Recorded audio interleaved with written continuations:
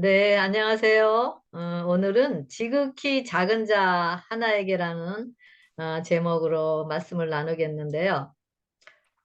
지극히 작은 자가 되어 보셨나요?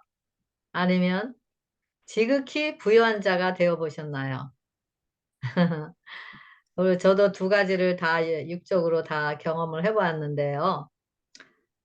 지극히 제 자신이 부유한 자라고 생각했을 때는 사업도 잘 되고 또 좋은 집도 가지고 있으면서 여유로운 생활을 할 때, 그때는 제 자신이 부유한 자라고 육적으로 부유한 자라고 생각을 했기 때문에 또 이렇게 갓 이민 오신 분들 있잖아요. 그런 사람들도 또 도와주고 또 그들이 돈이 필요하면은 그냥 일거리도 아닌데 그냥 일을 좀 이렇게 하시라고 하면서 이렇게 돈도 드리고, 그리고 또 아파트도 세도 못 내면은 이제 아파트 세도 내주면서 정말 나름대로 봉사도 하고 지극히 작은 자라는 자들을 돕는 그런 경험이 있었습니다. 그런데 이런 마음에 그들이 제가 도와준 지극히 작은 자라고 해서 그들을 도와주는데 그들이 우리를 섭섭하게 하면은 바로 내가 자기들에게 어떻게 하였는데 하는 그런 생각이 들면서 그 모든 도움이 바로 나로부터 나온 것으로 내 것으로 나는 것으로 착각했던 그런 저의 모습도 생각이 났습니다. 그리고 또 한편으로는 또 제 자신이 정말 육적으로 가장 가난한 자, 정말 교회에서도 가장 가난한 자로서 정말 교회도 가지 못하고 남편과 둘이 집에서 예배 드리면서 정말 가장 지극히 작은 자로서의 삶을 살아본 적도 있었습니다. 이렇게 지극히 작은 자의 삶을 살면서 정말 보는 것으로 판단하는 사람들로부터 멸시와 천대도 받아보고 또 다른 자들에게 또 하나님도 자신이 보기에 그렇게 멸시 천대를 하면서 정말 하나님도 용서 못하는 그런 죄인 중에 죄인으로서 제가 작은 자로서 서본 경험도 있었습니다. 이렇게 육의 부요함으로 또 지극히 작은 자를 아무리 돕는다고 해도, 그리고 아무리 크고 아무리 귀한 것을 나눈다 하더라도 그 자체로서는 정말 하나님을 기쁘게 하고 은혜로 말미암는 믿음으로 얻는 구원에 이르는 것이 아님을 알 수가 있습니다. 그리고 아무리 육적으로 가난하여 지극히 작은 자가 되었다 하더라도 가난함과 또 그런 지극히 작은 그 자체로만으로는 하나님의 은혜가 거저 이르러 오는 것은 아님을 알 수가 있습니다. 우리가 예수님의 믿음, 또 예수님의 순종, 또 예수님의 의인, 우리가 오른편에 설 수 있는 것은 오직 우리의 영혼의 구원을 통해서만, 즉 예수님께서 우리 안에 이루시는 완전한 순종의 의만을 받으시기 때문인 것을 알 수가 있습니다. 그렇지 않으면은 우리가 도와주고도 섭섭하고 또 남의 도움을 받고선도 그것을 만족 못하고 그럴 때도 있는 것이잖아요. 그래서 그리고 또 한 번은 제가 저희 교회에서 여성 선교 회장을 하고 있을 때 저희 집에서 이제 집이 좀 크기 때문에 여성 선교 리트리를 하였었습니다. 그래서 이제 잠을 자기 전에 이제 집사님들께 제가 쓰는 화장품을 쓰라고 이렇게 내놓은 적이 있었어요. 그랬는데 그 어느 한 집사님께서 다른 집사님에게 이야기를 하시면서 저에 대해서 얘기하시면서 저렇게 비싼 화장품을 우리를 쓰라고 내놓는다고 하시면서 정말 이기심이 없는 집사님이란 칭찬을 하는 소리를 듣게 되었습니다. 근데 저는 제 자신을 너무 잘 알잖아요. 그 소리를 듣는 순간 제 마음에 찡 하는 죄책감이 드는 경험을 한 적이 있었습니다. 왜냐하면 그 집사님들은 저의 겉으로 나타나는 보이는 순종만을 볼 수 있지만 제 안에서 꿈틀거리는 제 자아가 붙들고 있는 이기심은 볼 수가 없기 때문인 것입니다. 그래서 우리 이기심이 붙들고 있는 것을 우리가 정말 배설물로 여기고 믿음에 따른 모든 계명에 순종할 때 이것이 진정으로 가장 작은 자에 할 수 있는 힘의 능력이 되는 것입니다. 가장 작은 자가 누군가요?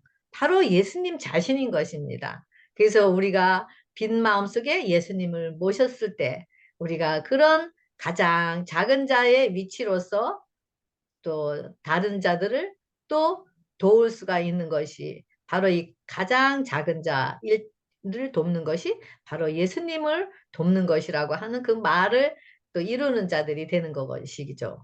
그래서 바로 예수님의 의의 쪽인 바로 오른쪽이 바로 믿음의 쪽, 바로 이것이 뭐죠? 복을 받는, 바로 영생의 복을 받는 쪽인 양의 무리에 속하는 것임을 알 수가 있습니다.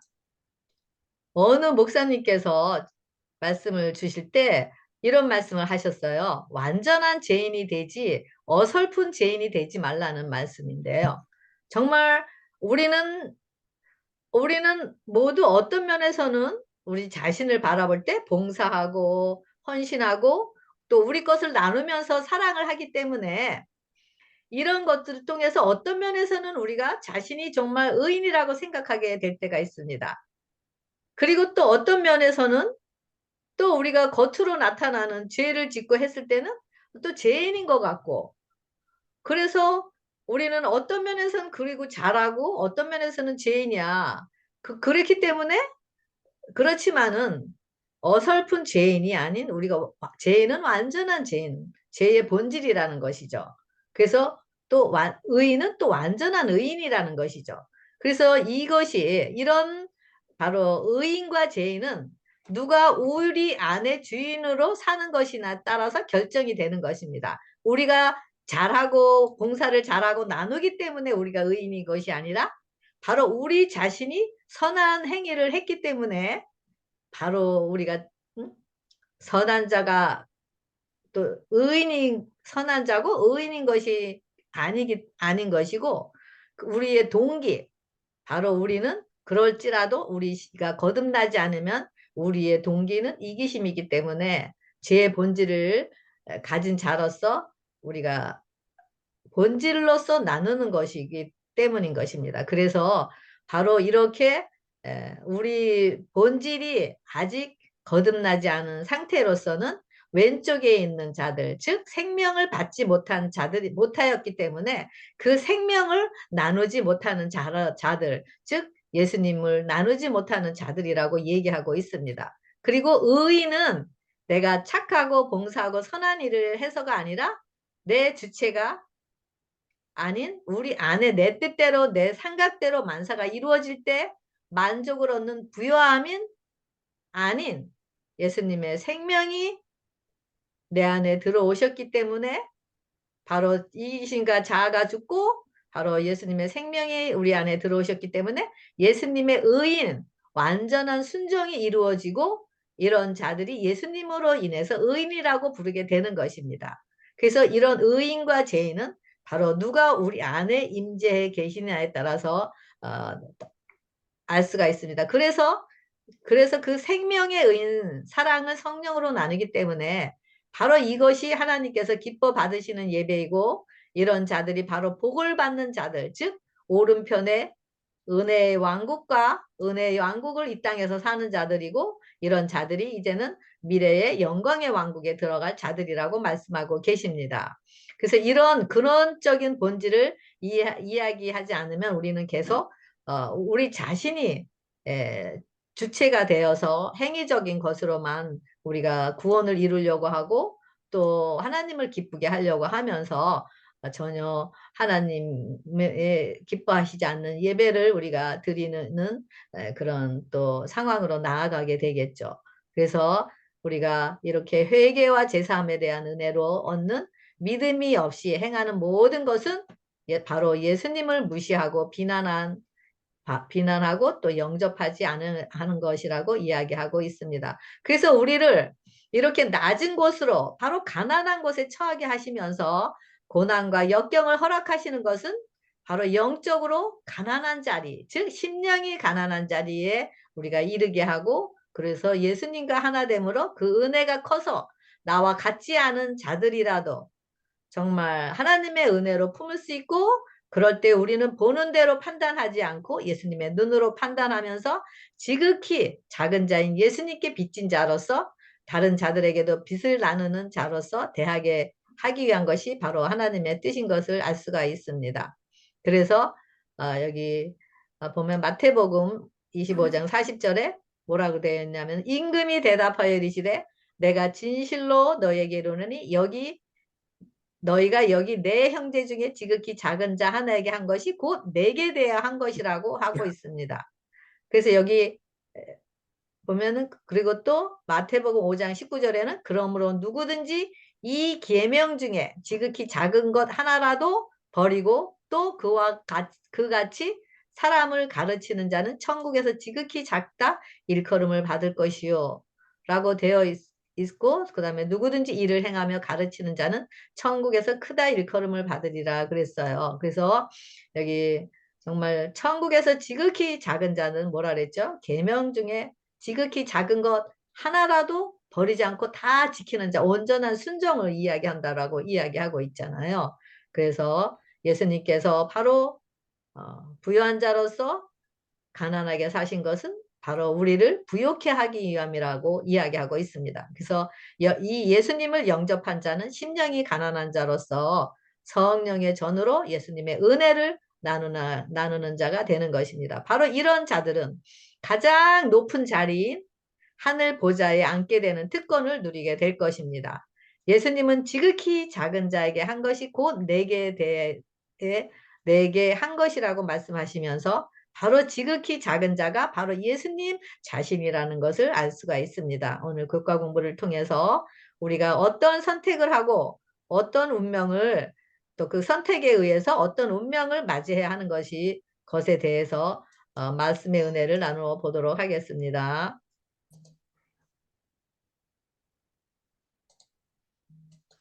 네, 우리 기억절 25장, 마태복음 25장 34절 우리 읽어주시면 감사하겠습니다, 장로님. 그때 임금이 그 오른편에 있는 자들에게 이르시되 내 아버지께 복받은 자들이요 나와 장세부터 너희를 위하여 예비된 나라를 상속하라. 아멘. 감사합니다. 여기 보면은 오른편이라고 되어 있잖아요. 오른편은 어떤 방향을 지시하는 것이 아니죠. 즉, 힘을 이 위해서 아멘. 예, 예. 구원의 편, 즉 오른편은 예수님의 자리, 즉 믿음의 자리, 순종의 자리, 의의 자리들을 이야기하고 있습니다. 바로 예. 그래서 이런 자들이 오른편에 있는 자들이 복받은 자들인데 복은 뭐라 그랬죠? 바로 영생의 복. 예, 성령의 오른편 능력이 하나님 편에 네, 네. 이런 자들이 예비된 나라를 상속한다 그랬는데 예비된 나라는 바로 미래에 있을 영광의 나라를 이야기하고 있습니다. 그래서 지금 이 땅에서 우리가 정말 십자가에서 자아가 굴복되어서 우리 안에 의가 되신 예수님이 오셔서 우리가 이 땅에서 은혜의 천국을 누리는 자들에게만 그 영원한 영광의 나라, 바로 예비된 나라를 우리가 상속을 받을 수 있는 거죠. 그런데 지금 우리의 본질은 어떻죠?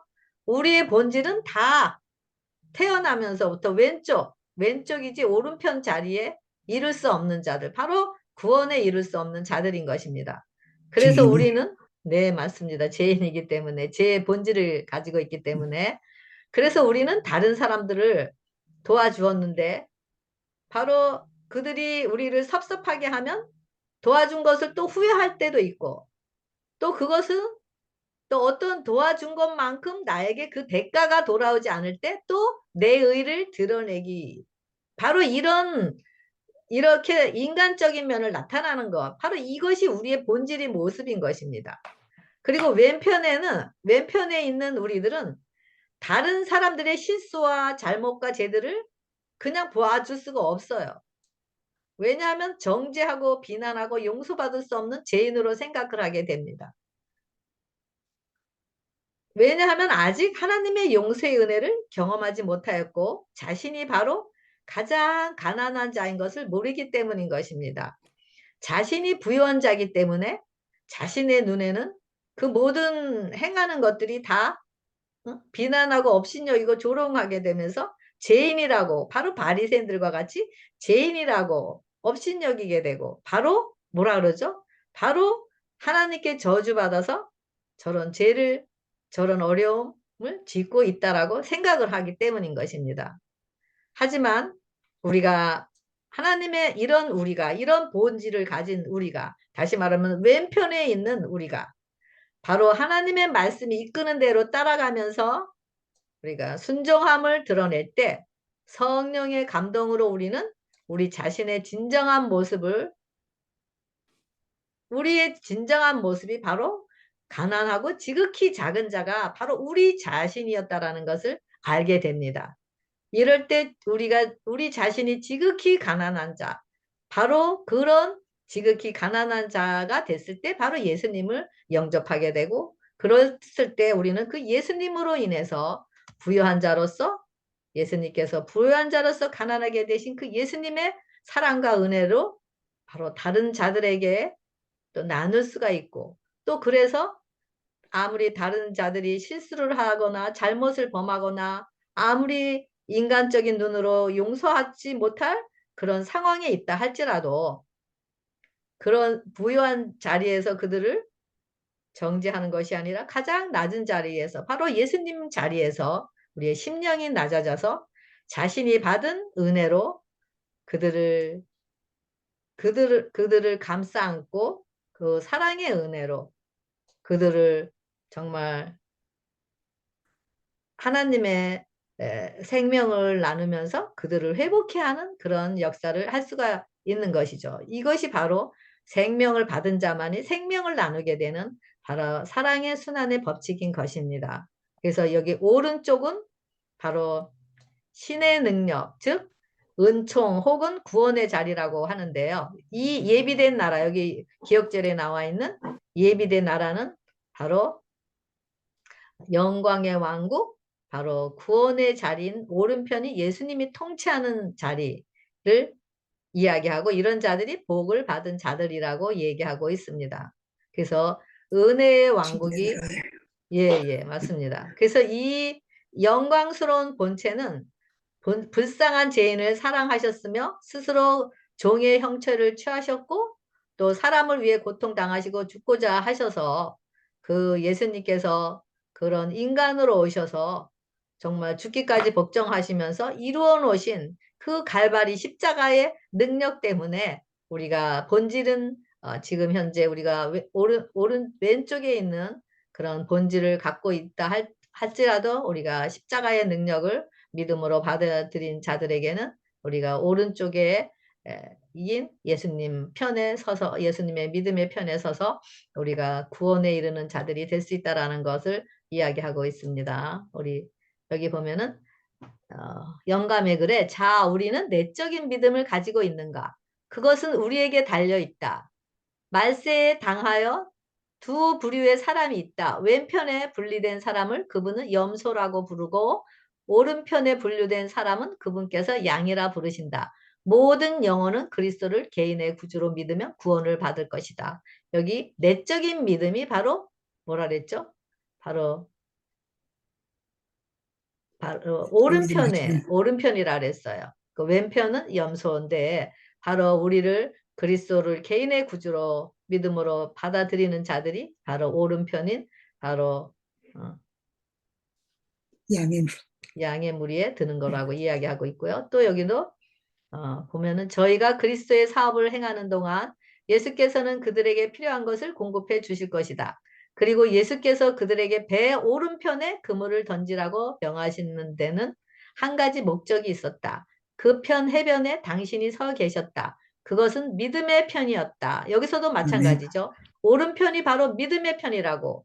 요한복음 21장 6절에 보면은 예수님께서 십자가에서 돌아가시고 부활하셔서 어, 베드로가 예수님을 부인하고 또 예수님이 돌아가시고 승천하시고서 실망을 해갖고 이제는 다시 옛날 그 뭐죠? 그물 억울해요. 예, 업으로서 이제 그물을 고기를 잡고 있는데 예수님이 나타나셨어요.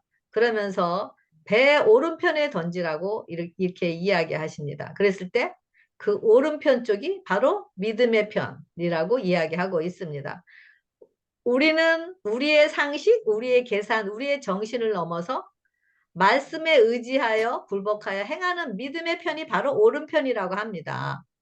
그런데 우리는 바로 말씀에 굴복하는 믿음. 그래서 모든 말씀으로 살아가는 믿음.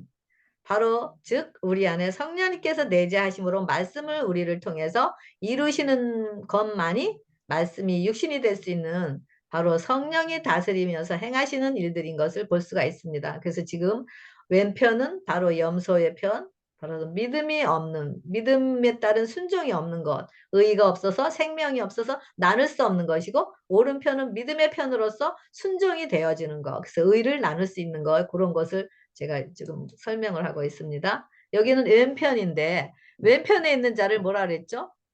하나님께서 내가 줄일 때에 너희가 먹을 것을 주지 아니하였고 목마를 때 마시게 하지 아니하였고 나그네 되었을 때 영접하지 아니하였고 벗었을 때에 옷 입히지 아니하였고 병들었을 때 옥에 갇혔을 때 돌아보지 아니하였다라고 얘기합니다. 그러면서 왼편에 있는 자들에게 뭐라 그러죠?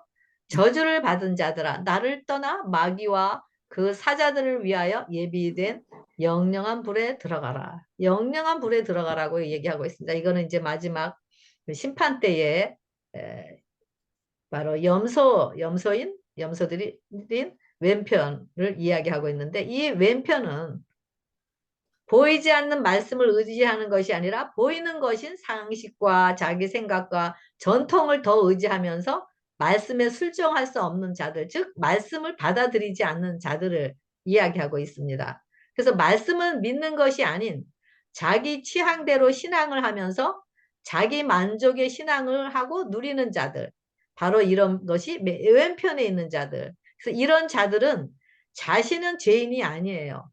너무 의로워요. 그렇기 때문에 자신에 대해서 아주 부유한 자예요. 그래서 이런 자들은 순종의 의를 받아들일 수가 없어서 그 생명의 은혜를 받아들일 수가 없기 때문에 나눌 수가 없는 자들인 것입니다. 그래서 왼편에 있고 심판 때에 여전히 자신의 의를 소유한 자들이기 때문에 죄와 함께 죄인은 하나님께서는 죄인은 사랑하시지만 어떻게 해요? 그 죄를 멸하기 위해서 그 죄와 함께 있는 그 죄인까지도 소멸하는 불로서 입술의 불로서 영영이 태워주신다라는 그런 왼편에 있는 자들에 대한 경고를 또 말씀하고 있습니다. 예, 요번 이제 주에 이제 제목이고요. 지극히 작은 자녀에게 이거 각자 읽어보시면 감사하겠고요. 일요일 소지, 예수님의 생애와 사역 그랬는데, 일요일 소지와 월요일 소지 함께 같이 나눠 보겠습니다. 누가복음 4장 18절, 이것도 지난주에 우리 한 것 같아요. 그게 주의 은혜에, 바로 여기 누가복음 4장 18절과 이사야 6장, 61장 1절이 같은 내용이죠. 주의 성령 임했을 때 주의 은혜를 해를 선포하게 되는데 그것이 뭐죠? 가난한 자에게 복음을 또 포로된 자에게 자유를 눈먼 자에게 다시 보게 함을 선포하는 것. 또 이사야도 마찬가지죠. 여기도 가난한 자에게 아름다운 소식을 바로 이것이 여호와의 은혜인데 이것이 예, 대부분 근데 대부분의 종교 지도자들은 메시아의 사명이 바로 이스라엘을 로마의 압제로부터 해방시키는 것이라는 그런 그릇된 생각을 가지고 있었습니다. 그래서 이 땅에서의 왕국을 이루려고 그 왕국을 누리려고 한 것 때문에 메시아를 기다렸던 것입니다. 그래서 예수님은 인성을 입으시고 인간으로 오셔서 정말 볼품없는 모습으로 오셨죠. 그리고 또 그런 종교 지도자들을 또 말씀으로 그들을 정죄가 이르러 오기 때문에 예수님을 그들이 받아들이지 않았고 그런 상태에서 우리 예수님은 어, 침례를 요한으로부터 인성을 입으시고 인간으로 오셔서 침례를 받으시고 성령으로 하나님의 말씀인 신성과 연합하여 사명을 담당하셨습니다. 그래서 메시아의 사명은 바로 지금 말씀드린 누가복음 4장 18절과 이사야 61장 1절에 있는 바로 뭐죠? 주의 은혜를 증거함으로 죄의 정죄에서 자유케 하셔서 성령으로 율법을 완성하신 예수님께서 우리 안에서 바로 우리의 영적으로 눈먼 자, 소경, 기머거리, 또 중풍병자 이런 자들을 상처를 고치기 위해서 오신 것이 바로 세상 죄를 지고 가는 어린 양으로서 오신 예수님이셨던 것입니다. 근데 바리새인들과 서기관들은 자신들의 부욕해 해주고 높은 자리에 앉게 해주고 잘 먹고 잘 살려고 하는 그런 면으로 예수 메시아를 기다렸다라는 것을 알 수가 있고요. 또 제자들도 마찬가지로 거기서 그런 사고에서 벗어나지를 못했다라는 것을 볼 수가 있습니다. 그리고 이런 바리새인들과 서기관들은 뭐라 그랬죠? 가난은 바로 죄의 결과로 하나님의 저주라고 생각을 하였기 때문에 세리와 같은 부도덕한 관원들을 또 그들은 멀리 서서 또 그들을 피해서 멀리 서서 또 기도하고 그들과 같이 있지도 않으려고 했던 그런 바리새인. 예, 그런 사고방식을 보게 되었습니다. 바로 그러면서 자신이 얼마나 부요한 자였다라는 것을. 그래서 바로 이런 사고방식을 가지고 안식일의 계명을 지키는 자들의 생각을 파괴하시기 위해서 바로 안식일에 병든 자들을 고치시고 그런 자신의 생명이 없는 자들에게 생명을 나누어 주기 위한 것이 예수님의 사명이었던 것을 볼 수가 있습니다. 그래서 하지만은 바리새인들과 서기관들은 자신의 의만 드러내기 위해서 갈급하면서 가난한 자들, 병든 자들을 무시하는 바로 그런 자들이었기 때문에 왜냐하면 자신들은 너무 의로워요. 그리고 자신들이 정말 보면 다른 사람들을 보면은 너무 죄인이고 정말 하나님께서도 저런 죄인들은 기뻐 받으시지 않을 것 같고 그래서 자신은 죄로 짓지도 않는 것 같고 그런 생각 속에서 의로움의 생각 속에서 살았기 때문에 그들에게는 안식일을 지킨다고 하였지만은 참 안식일의 주인이신 예수님께서 그들 안에 없었기 때문에 그들에게는 나눌 수 있는 생명의 의가 그들 안에는 없었다라는 것을 알 수가 있습니다. 그래서 그들은 바로 예수님의 바로 왼편에서 가난한 자들을 업신여기고 결국 예수님도 업신여기면서 그럼 왜냐하면 예수님도 가난하고 가장 낮은 자였기 때문에 그들은 부유한 자들의 눈에는 예수님도 업신여기고 비난하게 하면서 바로 자신의 의만 높이 높이 휘날리는 아, 무화과 나무에 자신의 의만을 드러내는 그런 상태를 볼 수가 있었습니다. 하지만 이것이 하나님께서 바로 예수님을 이 땅에 보내셔서 죽으시고 침례를 받으시게 하시고 이는 내 사랑하는 아들이요 내 기뻐하는 자라고 하시면서 성령이 비둘기같이 임하셔서 성령으로 일을 하시면서 하나님의 것을 이루시는 것이 하나님의 뜻인 것을 볼 수가 있습니다. 그래서 우리에게도 비록 우리가 바리새인들과 서기관들과 같은 그런 입장에 있다 하더라도 회개하고 제사함을 얻어 성령으로 침례를 받고 예수님의 사명을 이루고자 성령이 예수님을 입고 오신 것이 바로 성령님께서 옷을 입고 오신 것 같이 성령님께서 우리를 통해서도 육신을 드러내시기를 원하시는 것입니다. 이것이 바로 신성과 인성의 연합으로 신의 성품에 참여하는 자들이라고 이야기하는 것임을 알 수가 있습니다. 화요소지 젊은 부자 법관 그랬는데요. 여기 뭐 우리가 너무 많이 또 읽어서 잘 알죠? 마태복음 9장 16절에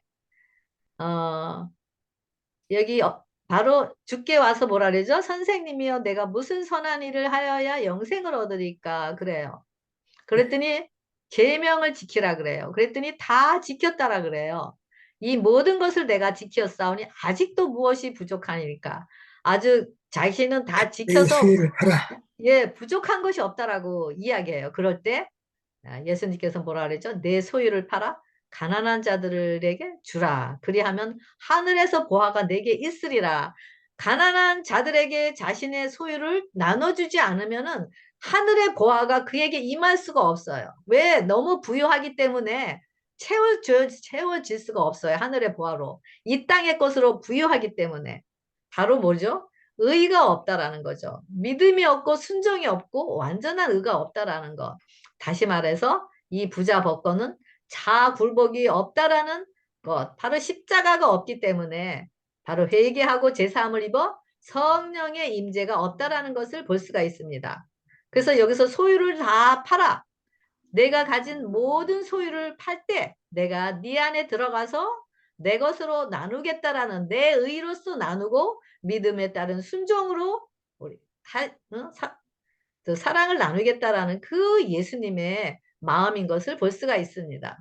그랬을 때 바로 그 예수님이 이 부자법권 안에서 바로 이웃사랑, 하나님의 사랑인 율법의 완성이신 예수님을 드러내기 위한 것이었습니다. 그런데 이 젊은 관원은 뭐죠? 돈이 우상이었어요. 그래서 이 맞습니다. 예수님께서는, 네, 예수님께서는 그 청년의 구원을 위하여 의를 나눠주시기 위해서 그에게 그 부자 청년의 유일한 소망인 돈은 때문에, 돈으로 부여하기 때문에 예수님이 그 안에 들어가실 수가 없기 때문에 바로 그 재물을 나누라고 하는데도 그 청년은 슬픈 기색을 하고 떠났다고 이야기하고 있습니다. 이 청년은 영원한 생명을 얻기 위해서 바로 믿음의 편, 이기심이 굴복하는 길을 버리고 재물을 선택하는 그런 모습을 보게 되면서 영원한 생명을 잃어버리는 것을 보게 됩니다. 여기 보면은 이 모든 것을 내가 지켰나이다 했을 때 자신의 부유함, 의로움 때문에 이 청년은 자신으로 꽉 차 있기 때문에 나눌 것이 없어요. 믿음의 의가 없기 때문에 나눌 것이 없고 그래서 왼편에 속한 사람으로서 여기 등장하는 것을 볼 수가 있습니다. 그리고 부자 관원의 유일한 구원 조건 그랬는데 시대의 소망에 보면은요. 부자 관원의 유일한 구원 조건은 그리스도께서는 그 관원으로 하여금 그가 그리스도의 품성을 완성시킬 수 있는 것에 처하게 할 수 있는 유일한 조건을 말씀하셨다. 그것이 뭐였죠?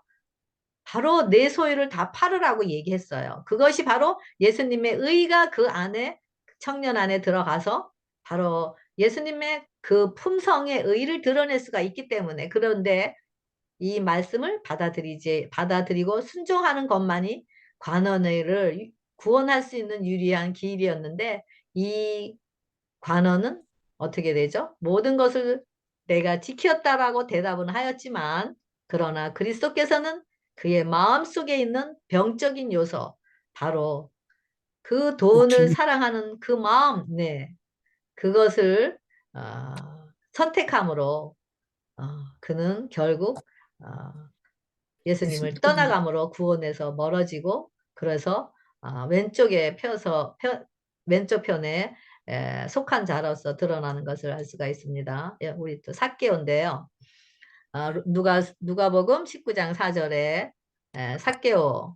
삭개오가 삭개오는 어떤 자였죠? 바로 세리, 예 유대인이었고 그는 세리, 부정과 강탈을 해서 부욕해 된 자였습니다. 그래서 삭개오는 다른 사람들로부터 미움과 증오의 대상이었습니다. 하지만 삭개오는 자신의 그런 부정부패로 행하는 자신의 행위에 대해서 마음의 정죄감을 경험을 하였었습니다. 그래서 그 마음의 죄책감에서 벗어나기를 원했고 그래서 예수님이 그곳에 오신다라는 소식을 듣고 그는 뽕나무 위에서 예수님 뽕나무 위에 올라갔고 그랬을 때 예수님께서 삭개오를 우러러 보시면서 뭐라 되어가지고 그랬죠? 네네. 오늘 내가 내 영혼 안에 들어가시겠다라고 마음의 문을 두드릴 때 삭개오는 자아를 굴복시키고 빈 마음에 예수님을 영접하는 축복을 경험하게 됩니다. 그러면서 이렇게 하는데 삭개오는 바로 죄를 자복해갖고 성령의 깨우침에 복종하였습니다. 그러면서 삭개오 안에 계신 예수님의 생명으로 바로 소유의 절반을 가난한 자들에게 나누게 되고 또 토색한 것을 네 배나 갚는 그가 말씀을 이루는 자가 되면서 예수님의 사명을 담당하는 자로서 변화된 모습을 보게 됩니다. 서기관들과 바리새인들은 삭개오를 죄인이라고 비난하였고 또 그리스도가 그의 손님이 되는 것을 불평하였으나 예수님께서는 그를 아브라함의 아들로 인정하셨고 그리고 그를 삭개오를 믿음으로 말미암는 바로 아브라함의 자손으로 인정하고 바로 예수님의 그런 오른편에 앉는 자라고 여기서 이야기하고 있습니다. 여기 내가 오늘 내 집에 유하여야겠다 그랬는데요. 여기 유하다, 여기 유하다라는 것은 바로 임재하다. 마음의 문을 두드려요, 예수님께서. 그럴 때 임재를 허락을 해요. 그랬을 때 어떤 일이 생기죠? 삭개오는 자신의 예수님께 모든 것을 버리고 믿음으로 예수님 영접함으로 순종이 되어져요. 그랬을 때 어떤 일이 생기죠? 그랬을 때 의를 나누게 돼요. 내 소유의 절반을 가난한 자들에게 주고 만일 토색한 일이 있으면 네 배나 갚겠나이다 하고 이제는 나누는 자가 됩니다. 이랬을 때 바로 구원이 이 집에 이르렀다 그랬는데 이르렀다라는 것은 바로 태어나다 새롭게 태어나다 born again 바로 위에서 거듭나다 거듭나는 그런 경험을 하게 됩니다. 그럴 때 바로 구원을 얻는데 바로 오른편 양 천국에 임하게 되는 것을 볼 수가 있습니다. 그래서 이런 삭개와 같이 자신의 죄를 용서하시는 하나님의 은혜를 경험하였을 때 바로 드러내는 것들이 자신의 안에 계시는 예수님의 것들로 나누게 되는 것입니다. 이것이 바로 예수님의 사명인 은혜를 전하는 것이고 가난한 자들의 심령이 가난한 자들에게 복음을 증거하고 바로 영적으로 눈먼 자들에게 바로 하나님의 음성을 하나님을 보게 하고 포로된 자 정말 죄 안에 갇혀서 정말 포로된 자들에게 해방시켜 주시는 그런 사랑의 능력을 보게 됩니다. 그래서 이런 것이 바로 은혜의 해를 전하는 것이고 그 사랑의 능력이 바로 욕심과 자아를 배설물로 여겨지게 되는 것 바로 이런 바로 삭개오를 통해서 이런 상황을 볼 수가 있습니다. 그 욥을 생각해 보라 그랬는데요. 여기 보면 욥이 뭐라 그랬죠? 내가 의로 옷을 삼아 입었으며 나의 공의는 도포와 멸루관과 같았었느니라 하면서 나는 소경의 눈도 되고 절룩바리의 발도 되고 빈궁한 자의 아비도 되며 생소한 자의 일을 시작하여 주었다라고 얘기하고 있습니다. 바로 가난한 자들과 소경된 자들과 절룩바리들과 마음이 하나 돼서 그들을 하나님의 은혜로 그 은혜의 해를 나누었다라는 것을 볼 수가 있습니다. 그리고 이 욥은 의 순종의 옷으로 삼아서 그래서 의와 공의가 욥의 삶의 일부였고 또 사람들이 또 그것 때문에 욥을 인정해 주었던 그런 특징이 있는 것을 볼 수가 있습니다. 그래서 이사야 58장 6절에 보면은 바로 나의 기뻐하는 금식은 하면서 흉악의 결박을 풀어주고 명예의 줄을 끌어주고 압제당하는 자를 자유케 하며 모든 명예를 꺾는 것이 아니겠느냐. 또 줄인 자에게 내 식물을 나눠주며 유리하며 변민하는 자를 내 집에 들이며 벗은 자를 보면 입히며 또 내 교육을 피하여 스스로 숨지 아니하는 것이 아니겠느냐라면서 바로 욥의 삶이 바로 이사야 58장 6절의 삶과 그런 하나 그 말씀을 이루는 그의 삶을 살았던 것을 보게 됩니다. 바로 욥의 삶이 예수님의 사명을 담당하였던 것과 같은 것을 보게 되는데요. 바로 하나님의 말씀이 명령하는 금식은 바리새인들과 같은 그런 형식적인 것이 아닌 단순히 음식을 거절하고 또 베옷을 입고 머리에 재를 뿌리는 바로 그런 것이 아니라 바로 하나님께서 금식을 제정하신 것은 진정으로 우리 심령의 죄를 슬퍼하고 애통하는 그런 영혼의 금식을 이야기하는 것임을 또 볼 수가 있습니다. 그래서 바리새인들의 금식은 바로 뭐죠? 남들에게 보이려고 정말 참다운 자신의 육의 자아를 죽이고자 하는 금식이 아닌 보이고자 하는 금식. 바로 그런, 그러면서 그런 상태였는 것을 볼 수가 있습니다. 그래서 금식의 목적은 물론 먹지 않는 금식이고, 그래서 먹지 않으면 마음도 맑아져서 하나님의 음성을 예민하게 이렇게 들을 수가 있기 때문에 그렇게 금식하는 것도 맞지만, 바로 하나님에서 기뻐하시는 금식은 바로 심령이 가난하도록 하셔서 우리 자아를 비우기 위해서, 그래서 성령께서 이끄시는 애통을 경험하게 하기 위한 바로 영혼의 금식을 요구하시는 것을 보게 됩니다. 하지만 세리는 어땠나요? 세리는 하나님 앞에서 자신이 죄인임을 알고 죄의 용서를 구하면서 참으로 자신이 심령이 가난한 자임을 증거하는 자였던 것을 보게 됩니다. 성령으로만, 바로 성령으로만 우리가 말씀을 이루는 자들로서 세우기 위해서 우리를 어, 정말 바리새인들과 같은 율법적인 행위도 중요하지만, 더 중요한 바로 우리 안에 의와 인과 신도 함께 하여야만 완전한 율법의 완성이라고 말씀하는 그 말씀을 이루는 자들이 되는 것을 알 수가 있습니다. 제가 지금까지 해온 거를 여기 정리해 놨는데요. 여기 왼편, 오른편이고, 여기 왼편에는 순종이 없고 재창조가 없어요. 그리고 요 부자 청년 바리새인과 서기관들이고, 이런 자들은 십자가가 없어요. 그리고 자신들이 자신의 의로움, 자신의 공로가 너무 많고 그 공로에 취해서 자신이 죄인이 아니고 너무 부요해요. 그러니까 자신이 부요함이 있으니까 어때요? 갈망이 없어요. 하나님 자신으로만 해도 만족해. 그 예수님이 필요가 없어. 그러면서 어때요? 예수님을 영접하지 않고, 그러면서 믿음이 없고 바로 언약을 맺지를 못해요. 그래서 이런 자들은 재창조를 이루지 못하고 생명이 없기 때문에 소유를 나누지를 못해요. 그러면서 가난한 자들이 나눌 것이 없어요. 바로 이런 자들은.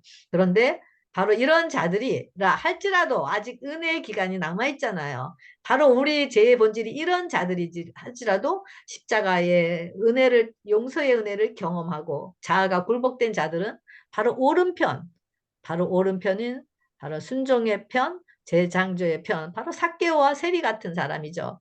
자신이 너무 자신의 죄인인 걸 알기 때문에 심정이 아주 가난해요. 그래서 예수님을 영접하기를 갈망을 하게 되고 찾게 돼요. 그러면서 예수님을 빈 마음에 영접하게 되고, 그 다음에 믿음으로 언약이 이루어져요. 그러면서 재창조가 이루어지고 소유를 나누게 되는 것.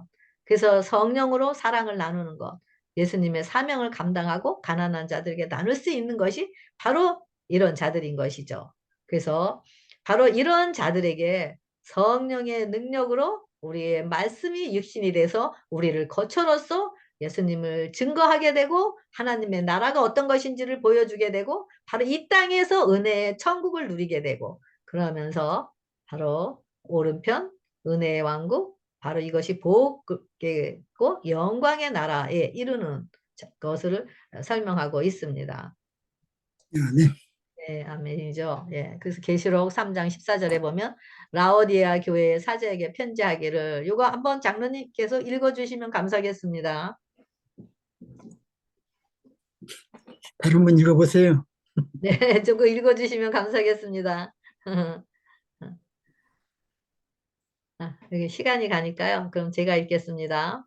네. 라오디게아 교회의 사자에게 편지하기를, 내가 말하기를 나는 부자라 부유하여 부족한 것이 없다 하나 내 공고한 것과 가련한 것과 가난한 것과 눈먼 것과 벌거벗은 것을 알지 못하도다.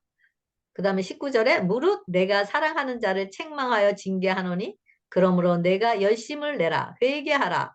볼지어다 내가 문 밖에 서서 두드리노니 누구든지 내 음성을 듣고 문을 열면 내가 그에게로 들어가 그로 더불어 먹고 그는 나로 더불어 먹으리라. 이기는 그에게는 내가 내 보좌에 함께 앉게 하여 주기를, 내가 이기고 아버지 보좌에 함께 앉은 것과 같이 하리라 그랬습니다. 아멘. 우리의 본질의 상태가 바로 가련하고 가난하고 눈멀고 벌거벗은 상태라고 여기서 이야기하고 있습니다. 그래서 이런 본질인 우리에게 바로 뭐라 그러죠? 열심을 내라고 그래요. 어떤 열심인가요? 그래서 이런 본질인 우리에게 주시는 메시지는 회개하는 것을 열심을 내라 회개하라는 거. 우리의 노력으로 회개하려고 노력하는 것이 아니라 또 열심히 봉사하고 헌신하고 죄송합니다. 우리의 노력으로 구원을 이루려고 또 율법의 의를 이루려고 노력하는 것이 아니라 예수님과 매일 말씀으로 교제하면 할수록 점점 우리가 바로 가련하고 눈멀고 가난한 자라는 것을 알게 됩니다. 그러면서 점점 하나님과의 교제를 통해서 우리 심령의 죄가 씻겨나가게 됩니다. 이러면서 성령의 음성에 예민하게 반응하여 성령의 음성에 인정하는 자가 우리의 돼. 마음의 문을 열게 되고 자아가 완전히 죽고 예수님을 영접하여 그때 바로 예수님으로 인해서 우리는 이기는 자가 되는 것입니다. 이기는 자는 어떤 자라 그랬죠? 바로 예수님으로부터 태어난 자, 바로 거듭난 자들을 자만이 거듭나는 자들만이 이기는 자가 될 수가 있습니다. 바로 하나님으로 태어난 자만이 이기는 믿음을 소유하여 이기는 자가 되고 바로 이것이 오른편에 예수님의 보좌에 앉게 되는 사랑의 특권을 얻게 되는 것이라고 이야기하고 있습니다. 성령님의 임재만이 우리 자신의 상태가 어떤지를 알게 되고 바로 우리 자신이 가련하고 가난한 자인 것을 알 때 바로 삭개와 같이 우리의 죄에서 구원하시는 예수님을 만나기를 갈망하게 됩니다. 그랬을 때 예수님의 음성, 내가 심령 가운데 우리 심령을 두드릴 때 우리가 예수님을 영접하여 내가 너와 함께 이제는 있으리라. 아멘. 이제는 우리와 같은 자들에게 하나님의 생명의 의를 나누면서 이 땅에서 은혜의 왕국을 누리게 되는 것이죠. 바로 이런 자들에게만 주어지는 것이 바로 영광의 왕국에 함께 이루는 자들로 꼴찌어지게 되는 것입니다. 아멘. 성령님만이 예수님의 사명을 증거하고 성령님만이 우리를 예수님을 드러내는 성전으로 사용하실 수가 있기 때문인 것입니다. 그래서 오직 십자가인 자아 굴복만이 언약이 이루어져서 오순절에 제자들에게 임한 성령의 선물을 받아서 바로 말씀이 육신이 되신 예수님과 같이 예수님을 우리를 통해서 드러내는 거처가 되는 것임을 보게 됩니다. 회개하라 천국이 가까웠다라고 하시는 그 천국인 예수님이 우리 안에 들어오시려고 자신의 피 묻은 손과 발, 바로 구멍난 그 손과 발을 우리에게 보여주시면서 우리의 심령의 문을 두드리고 계십니다. 그러면서 회개하라고 계속 나팔을 불고 계시는 그 예수님의 마음이 우리 심령 가운데 들려질 때 우리는 예수님을 문 밖에 세워두지 않게 되겠죠. 정말 우리 심령 가운데 회개하고 회개하라고 문을 열으라고 지금도 여전히 우리를 내가 네 심령 가운데 들어가서 내가 너를 하나님의 형상으로 꼴 지어주고 정말 그래서 나를 통해서 어? 내가 가난한 자에게 복음을 증거하고 눈먼 자에게 눈을 뜨게 하고 포로된 자에게 자유함을 주는 그런 은혜의 왕국을 내가 선포하겠다라고 지금도 우리에게 말씀하고 계십니다. 예수님께서는 바로 우리의 몸을 거처로 삼으셔서 성령으로 사랑을 우리 마음에 부어주시고 그래서 그 사랑의 능력으로 심령이 가난하고 목마르고 배고픈 자들에게 그 생명에 나누어 주기를 원하십니다. 그래서 바로 그 한 사람을 찾으시는 것인데 바로 그 한 사람이 어떤 사람이죠? 회개하고 제사함을 받고 성령으로 선물로 받은 자들. 그래서 빈 마음에 예수님을 영접한 자들이 바로 그 한 사람, 바로 예수님을 영접한 그 한 사람, 예수님의 은혜의 왕국을 선포하는 바로 그런 자들이 바로 오른편인 예수님의 전국의 자리인 것임을 볼 수가 있습니다. 사망의 권세의 자리인 왼편에 있는 자들은 자아가 다른 사람들에게 꺾이면은 또 내 자존심을 다른 사람이 짓밟으면 내 이기심이 만족이 얻을 때까지 우리는 참지 못합니다. 우리는 바로 우리의 부요함을, 우리의 자존심을 세우고 우리의 자존심이 높아지면서 부요함을 누릴 때만이 만족을 얻는 것이 바로 우리의 상태입니다. 그렇지 않으면 우리는 좌절하고 실망하고 자아를 세우기 위해서 평생 혈과 육의 싸움을 싸우면서 사람들의 마음에 못을 받고 또 그러면서 하나님 마음에도 못을 박는 것이 바로 우리들의 본질입니다. 하지만 이런 우리들의 본질을 그대로 버려두지 않으시고 이 땅에서 십자가와 연합하여 죽고 새로운 예수님의 생명으로 태어나서 예수님과 언약이 이루어진 자들로서 바로 예수님의 오른편에 구원의 자리에 앉히시기 위해서 먼저 인간으로 죽으시고 이 땅에 오셔서 죽으시고 부활하셔서 성령을 우리에게 보내주신 것입니다. 바로 우리가 신성과 연합하였을 때 믿음으로 순종의 삶을 살 수 있다라는 것을 먼저 모범으로 우리에게 보여주셨습니다. 네. 그래서 이런 자들, 바로 거듭난 자들이 바로 복을 받고 은혜의 왕국을 소유하게 되고 바로 이런 자들이 미래의 영광의 나라에 들어가게 되게 하기 위한 하나님의 섭리와 뜻을 볼 수가 있습니다. 이 땅에서 예수님께서는 정말 아무것도 소유한 것이 없으셨습니다. 마국간에서 태어나셨고 돌아가실 때도 오직 예수님에게는 있는 것은 뭐였죠? 가시면류관과 십자가밖에는 그에게는 없었습니다. 그래서 예수님께서 하나님께 하나님께서 하늘과 땅의 모든 권세가 를 주실 수가 있으셨습니다.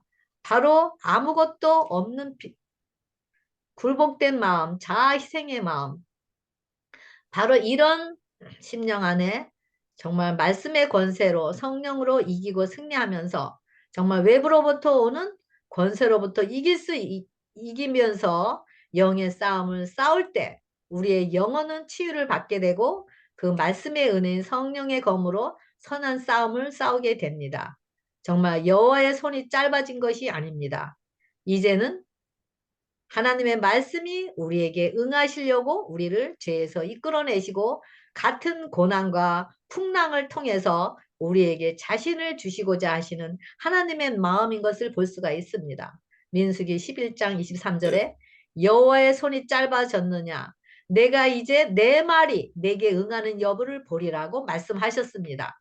이 말씀, 바로 하나님 자신이 이 말씀이 우리 10년 가운데서 들려지면서 우리 안에 그 말씀이 응하게 되면서 바로 우리를 새롭게 재창조하셔서 우리에게 정말 그 하늘을 주시고자 하시는 그 하나님의 마음이 우리를 향한 마음이고 그래서 지금 이 땅에서 우리를 정말 청지기의 직분으로서 하나님의 모든 소유를 관리할 수 있도록 우리를 그렇게 꼴지어 주시는 것을 보게 됩니다.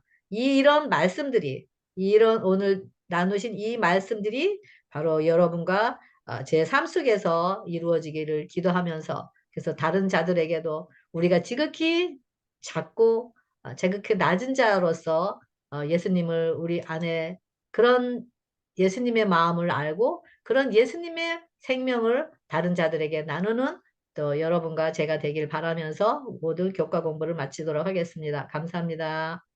감사합니다.